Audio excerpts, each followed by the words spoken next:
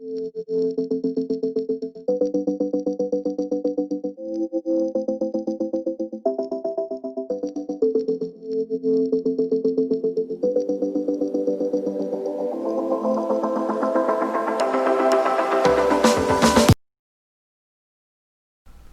pertama ada bab 1 pendahuluan yang berisikan latar belakang, rumusan masalah, dan tujuan penelitian, di mana yang melatar belakangi penelitian ini adalah menganalisis persaingan yang terjadi antara Gojek dan Grab dengan menggunakan metode game teori.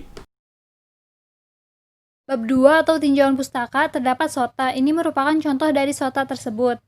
Teori permainan merupakan suatu teknik yang digunakan untuk menganalisis situasi di mana dua atau lebih individu atau lembaga hasil dari suatu tindakan salah satu dari mereka tidak tergantung pada tindakan lain. Untuk penyelesaiannya, game teori dapat menggunakan ketujuh metode ini. Yaitu Forza penelitian, terdiri dari 7 jurnal internasional dan 3 jurnal nasional. Selanjutnya, pada pecat pengumpulan data, kita memodifikasi data dari jurnal acuan. Yang ketiga, flowchart pengolahan data, yaitu dengan menentukan strategi optimal pada persaingan Grab dan Gojek dengan metode game teori. Menjelaskan mengenai bab 4. Pada slide ini terdapat dua tabel. Tabel pertama ini data jurnal, sedangkan tabel yang kedua ini data modifikasi. Nah, untuk jumlah responden pada data jurnal ini menggunakan metode kuesioner, sedangkan pada data modifikasi ini merupakan asumsi dari kelompok kami. Nah, selanjutnya menentukan kategori interval. Untuk data jurnal memiliki nilai 81,5%. 81,5% ini diperoleh dari jumlah persentase dibagi 9 pertanyaan. Nah, untuk data modifikasi diperoleh nilai 82,4%. Nah, untuk kategorinya ini pada data jurnal maupun data modifikasi ini kategori interval penting. Untuk tabel di bawah ini merupakan atribut-atribut yang dipentingkan konsumen berdasarkan perhitungan skala Likert. Nah, ini tabel 1 ini data jurnal, sedangkan tabel 2 ini data modifikasi. Untuk skor sendiri sudah bisa dilihat pada slide sebelumnya. Ini merupakan skor pada slide sebelumnya. Selanjutnya merupakan matriks payoff, GoRide, dan GrabBike. Tabel 1 ini data jurnal, sedangkan tabel 2 ini data modifikasi. Untuk jumlah pada tabel ini sebelumnya ada di slide sebelumnya, seperti itu.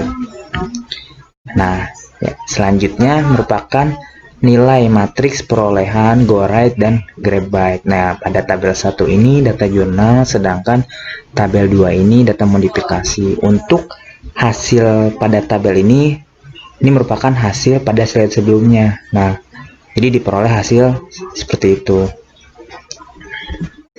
Nah, selanjutnya merupakan hasil nilai teori peramalan strategi murni. Yang pertama, yang tabel 1 ini data jurnal, sedangkan tabel 2 ini data modifikasi. Ini sebelumnya udah dijelaskan pada slide sebelumnya. Nah, pada slide ini menentukan minimax dan maksiminnya, seperti itu. Untuk yang terakhir merupakan matriks dominasi GrabBike. Pada tabel 1 ini data jurnal, sedangkan pada tabel 2 ini data modifikasi. Nah, ini merupakan hasil akhir dari data jurnal maupun data modifikasi. Nah, untuk data modifikasi kami menggunakan dua metode. Yang pertama metode secara manual, dan yang kedua menggunakan metode software, yaitu dengan menggunakan aplikasi PomQM. Dan ternyata hasilnya pun sama dengan perhitungan manual. Dapat disimpulkan bahwasannya untuk data modifikasi pada kelompok kami telah optimal. Selanjutnya bab 5 yaitu analisa dan pembahasan. Nah, berikut adalah hasil yang didapat dari jurnal acuan. Bisa dilihat bahwa nilai strategi Y4 merupakan nilai dominasi jika dibandingkan dengan nilai strategi lainnya, yaitu X1, X2, X3, X5. Sedangkan dari data hasil modifikasi didapat bahwa nilai strategi Y5 merupakan nilai dominasi jika dibandingkan dengan nilai strategi lainnya, yaitu Y1, Y2, Y3, Y4. Yang terakhir, bab 6 penutup yang berisikan kesimpulan dan saran. Adapun kesimpulan dari penelitian ini adalah metode game teori dapat digunakan untuk menganalisis persaingan yang terjadi antara Gojek dan Grab. Adapun saran untuk penelitian ini adalah untuk mempermudah proses pengolahan data game teori, alangkah baiknya menggunakan bantuan software POM-GM ataupun yang lainnya agar mendapatkan solusi yang optimal. Sekian presentasi dari kelompok kami, kurang lebihnya mohon maaf. Wassalamualaikum warahmatullahi wabarakatuh.